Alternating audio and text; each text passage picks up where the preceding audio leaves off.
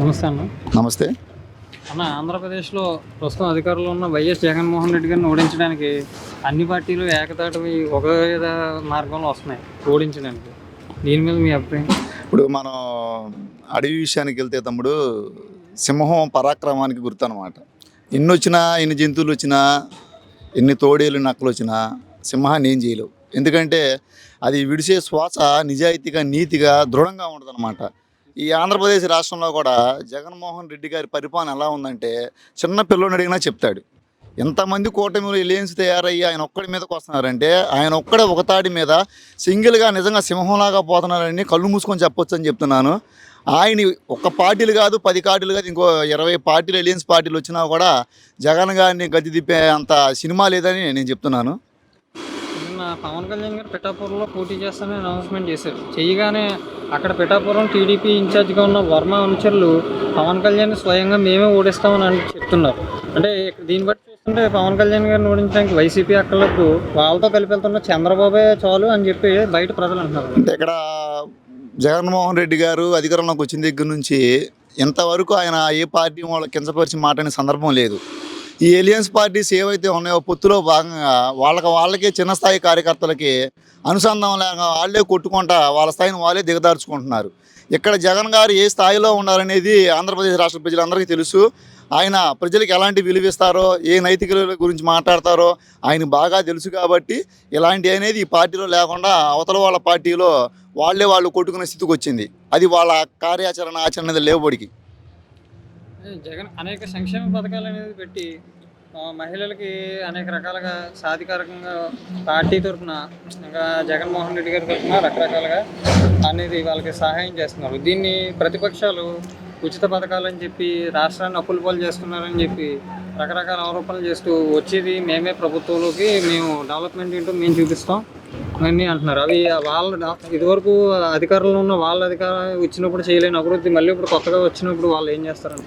అంటే ఇప్పుడు ఒక క్లాస్ రూమ్లో 10 మంది విద్యార్థులు ఉన్నప్పుడు గతంలో 9 మంది చేయలేని పని ఒక విద్యార్థి చేస్తే ఆ 9 మంది ఎవరైతే చేస్తున్న విద్యార్థి ఉన్నాడో అతని మీద టార్గెట్ చేస్తారు. అట్లాగే నాకు తెలిసి ఇన్ని సంవత్సరాల్లో ఇలాంటి సీఎం నేను ఎప్పుడు చూడాల.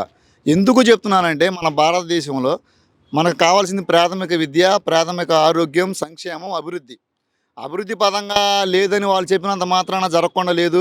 సంక్షేమ పరంగా పథకాలు రాలేదని వాళ్ళు చెప్పినంత మాత్రాన జరగకుండా లేదు. ప్రాథమిక విద్యలో ఈ రోజున చిన్న గ్రామాల దగ్గర నుంచి పెద్ద గ్రామాల సిటీలు జిల్లా దాకా చూసుకుంటే ప్రతి ఒక్క గవర్నమెంట్ హాస్పిటల్లో ప్రైవేట్ హాస్పిటల్ కన్నా ధీటుగా ఉన్నాయి. అదేవిధంగా ప్రైవేటు స్కూళ్ళతో పోల్చుకుంటే గవర్నమెంట్ స్కూళ్ళు ఎంతో హై టెక్నాలజీతో రూపుదిద్దుకోండి ఈ జగన్మోహన్ రెడ్డి గారి పరిపాలనలో. నేను ఒక భారతదేశ పౌరుడిగా మన భారత రాజ్యాంగం 2వ భాగంలో సిటిజన్షిప్ ఉంది. ఈ ఆంధ్రప్రదేశ్లో ఆయన టార్గెట్ చేస్తూ అందరూ మాట్లాడేవాళ్ళే కానీ ఆయన అభివృద్ధిని మాట్లాడతలా. ఎందుకని మాట్లాడతలేదంటే ఆయన అభివృద్ధి పీక్ స్టేజ్లో ఉంది కాబట్టి. వీళ్ళందరూ ఎన్ని పార్టీలు ఏకమైనా సరే జగన్ గారిని గెలుపుని ఆపలేరు. ఆయన తండ్రికి తగ్గ తనడు అంటం కన్నా తండ్రికి మించిన కొడుకని చెప్పుకోవచ్చని నా ఉద్దేశం. మంగళగిరి నియోజకవర్గంలో లోకేష్ గారు మళ్ళీ గెలుస్తారంట. ఏంటా నాకు గెలిచేది? ఇలా నియోజకవర్గంలో చిన్నపిల్లలు గెలుస్తారని చెప్తే మా జీవితాంతం వాళ్ళ పార్టీకి సేవ చేస్తాం.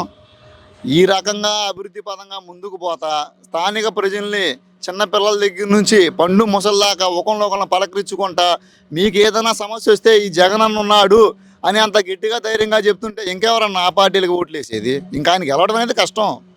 మొన్న జరిగిన లోకేష్ యువ శంకరామం సభలో స్వయంగా ఒక మహిళ సభలోనే ఆయన్ని లోకేష్ గారిని నిలదీసిన వైనం. మీరు ఏం చేశారు, మీకు ఎందుకు ఓటు వేయాలని. దీన్ని బట్టి వాళ్ళకి ఇంకా మేము వచ్చి ఎన్నికల్లో ఓడిపోయే పరిస్థితిలో ఉన్నామని చెప్పి మొన్న రీసెంట్గా జరిగిన గీతాంజలి మరణం వెనకాల ఐపాక్ టీము వీళ్ళందరూ ఉన్నారనేది ప్రధాన ఆరోపణ. అంటే ఇక్కడ ఏం జరుగుతుందంటే వాస్తవానికి ఏ పార్టీలైనా సరే పార్టీ మీద అభిమానంతో ఉంచుకోవచ్చు, కానీ సామాన్య ప్రజల మీద కామెంట్ల రూపంలో వాళ్ళ ఆత్మాభిమానం దెబ్బతిని ఆత్మహత్య చేసుకునే విధంగా కామెంట్స్ చేయకూడదు నా ఉద్దేశం. దీని పరంగా చూసుకుంటే తెనాలిలో అన్నావతిని శివకుమార్ గారు ఆయన పరిధిని చూపించారు. ఈ గీతాంజలిగా జరిగిందన్న విషయం తెలియగానే మేము ప్రెస్ మీట్ పెట్టే లోపే మా హ్యూమన్ రైట్స్ తరపు నుంచి ఒకరోజు ముందే శివకుమార్ గారు మన ఆంధ్రప్రదేశ్ రాష్ట్ర ముఖ్యమంత్రి వైఎస్ జగన్మోహన్ రెడ్డి గారు 20 లక్షల రూపాయల డబ్బుని ఆమెకు సమకూర్చే విధంగా, పిల్లల పేరు వేసే విధంగా నియోజకవర్గ ఎమ్మెల్యే శివకుమార్ గారు కూడా ఒక బాధ్యతగా తీసుకొని వారం ముందు కృషిని వారు చేశారు. ఈ విధంగా చేసిన ఎమ్మెల్యేలు సీఎం నేను అక్కడ చూడలే.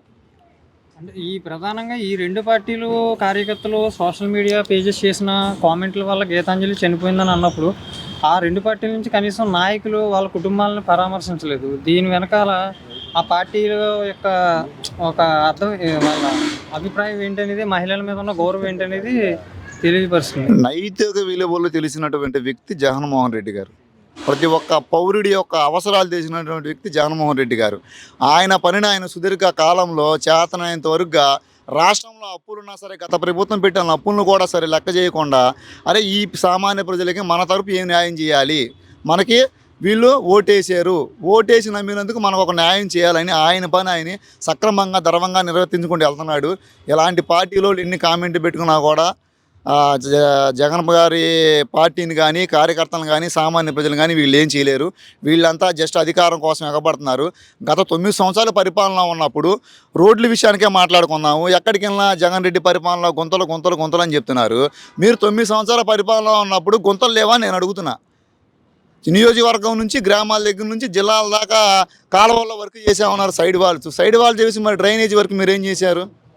అంటే మీరు 9 సంవత్సరాలు చేయలేని నేను వచ్చి 4 సంవత్సరాలు ఏం చేస్తామని అడుగుతున్నారు మీరు. ముందు ఏదైనా మీ ప్రభుత్వాలు చేసి తర్వాత జగన్మోహన్ రెడ్డి గారి ప్రభుత్వాన్ని అడగండి. ఆయన పనిని 100కు 100% కరెక్ట్గా చేసుకుంటూ పోతున్నారండి. మాలాంటి సంస్థల తరపు నుంచి కానీ, యువజన సంఘాల తరపు నుంచి కానీ, విద్యార్థి సంఘాల నుంచి ఎప్పుడు జగన్మోహన్ రెడ్డి గారికి సపోర్ట్ ఇస్తూనే ఉంటాము. ఆయన గెలిచే విధంగా నిరంతరం పనిచేస్తాము. అలాగే సామాన్య ప్రజలు కూడా మనం వెళ్ళి చెప్పనవసరం, అమ్మ మీరు జగన్ గారికి ఓటేయండి అని. కళ్ళు మూసుకొని వాళ్ళే చేసిన అభివృద్ధిని మనసులో పెట్టుకొని, రాజశేఖర రెడ్డి గారి అభిమానం మీద, జగన్ గారు చేసిన మంచి పనుల మీద వాళ్ళు మనసులో పెట్టుకొని ఇప్పటికిప్పుడు స్థానికంగా స్వచ్ఛందంగా ఓటేసే అవకాశం ఉంది.